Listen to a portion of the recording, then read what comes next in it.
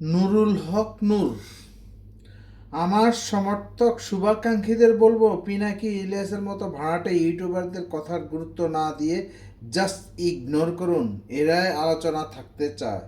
নুরুল হক নূরের এই পোস্টে 1,72,000 রিয়েক্ট পড়ছে, তার মধ্যে হাহা রিয়েক্ট পড়ছে, হাহা রিয়েক্ট পড়ছে 1,31,000, আর 27,000 লাইক, 12,000 লাভ।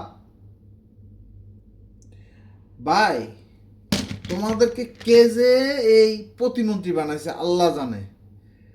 মানে চাটাচাটি আর অভিনয় শিখলেই মন্ত্রিত্ব পাওয়া যায়, পদ পাওয়া যায়, এটাই এখন বুঝাইতেছে।